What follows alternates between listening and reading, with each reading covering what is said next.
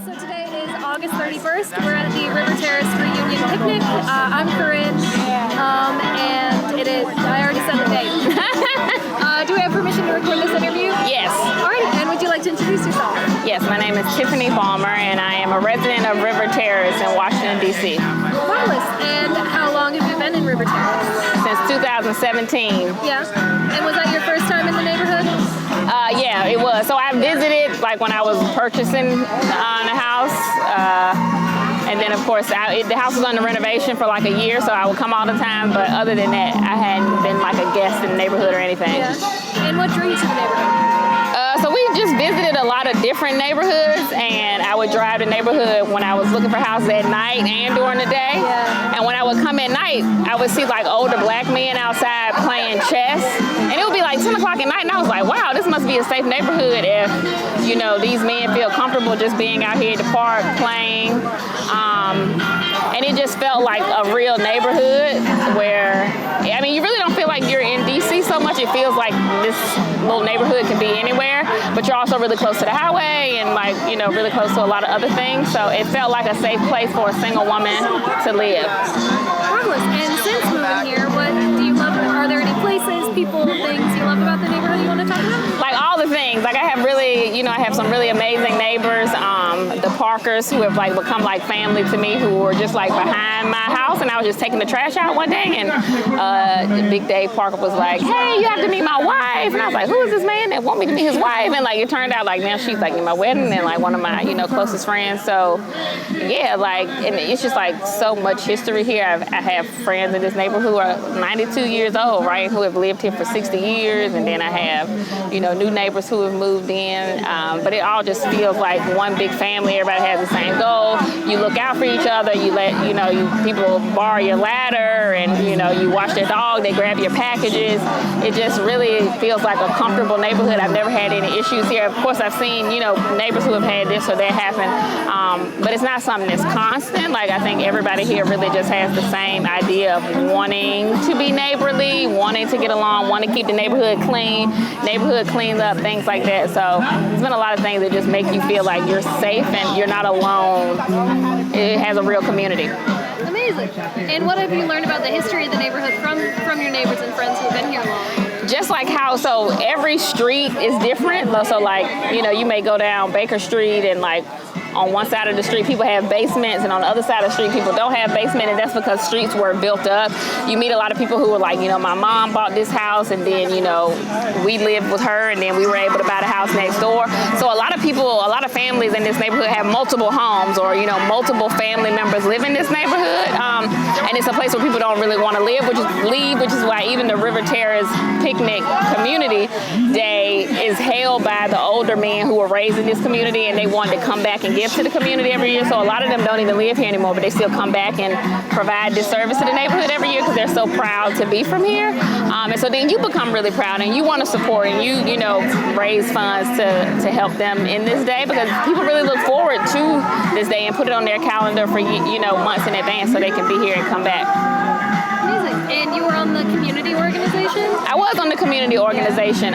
For a long time, they were doing a lot of, you know, really good work, and, you know, really advocates for the neighborhood and wanting to make sure that other people get involved. And one of my key things was just like every time I met somebody new in the neighborhood, I'm like, oh, you should come.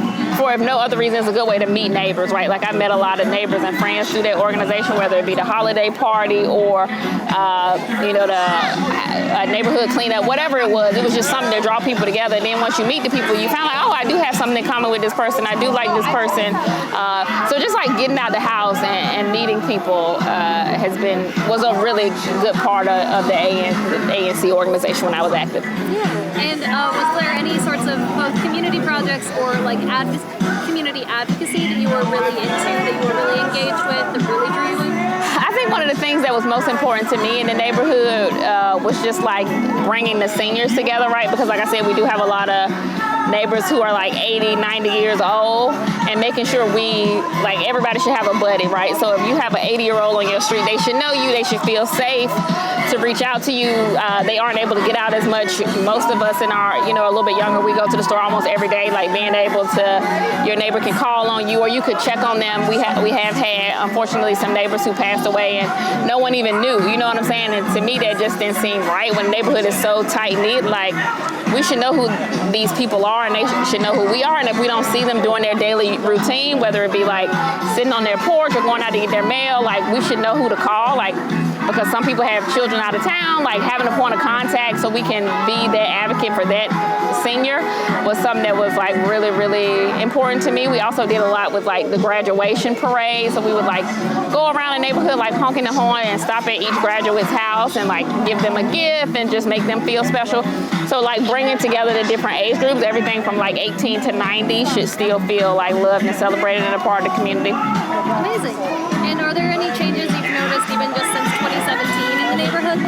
Well, prices have increased, so evidently a lot of people found out about River Terrace. The prices have definitely increased, and so with the more expensive houses, different types of people are moving in, but most people moving in, regardless of the price they pay for their house or what they look like, have all just fallen in.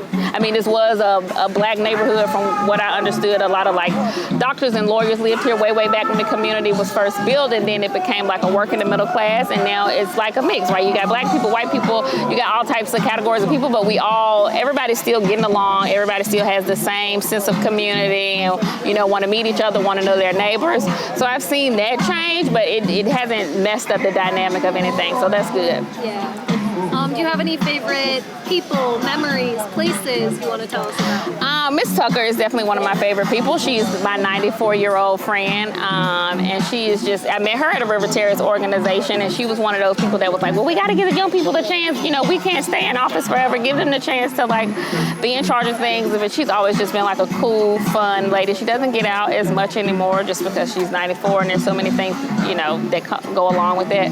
But she still is just one of the coolest, nicest. If she was here, she'd be dancing and like snapping her fingers. And then of course the Parkers that I mentioned, Kim and Dave, Lauren and KJ, my neighbors, right beside me, Ayana, like it's just so many neighbors and friends that I have and appreciate. And even neighbors who have left, like Jackie and Brian, who are moving to other neighborhoods.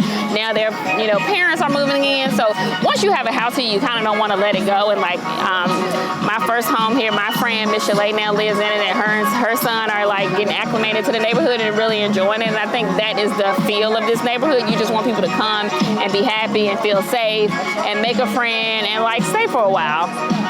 Amazing. And what do you hope to see for the neighborhood in the future? I really hope it stays that way. I know a lot of like developers, come and get neighborhoods and like turn them into like rentals and Airbnbs and whatever. And sometimes those people cause problems. And I can speak to that because I had a renter in my house that was not a good renter for a long time. And I felt so bad, not just for myself and what she was taking my house to, but just for my neighborhood, right? Like to have the bad apple on the street that's like loud and causing problems and not cutting your grass, like stuff like that, because everybody like takes pride in it. It's just kind of like it was heartbreaking for me, and I felt so bad because I was like, this is not what our neighborhood is about. And so I just hope that it doesn't become that because there's nothing wrong with renters, there's nothing wrong with Airbnb, but like holding those people accountable to be like, this is what we do in our neighborhood, like respect your neighbors, like be a part of the community, be nice. I think like owning stuff is totally fine, but just like still encouraging whoever is in the space to like love it the same way everybody else does is what I want to see continue. For sure. And is there anything else you want to share with us today? No, I don't think so. I mean, I feel really blessed to be able to like live in River Terrace and meet all the great people that are here, and I'm so glad that this is happening. And I think that hopefully River Terrace can help by like reaching out to some of those seniors that don't get out as much and do the virtual that you were saying, because there's some beautiful stories out there from the people that were here when these, some of these streets didn't even have houses on them. And it would be great to archive that. So thank you all for what you're doing. Yeah. Of course. Thank you for sharing your story. Yeah, no problem.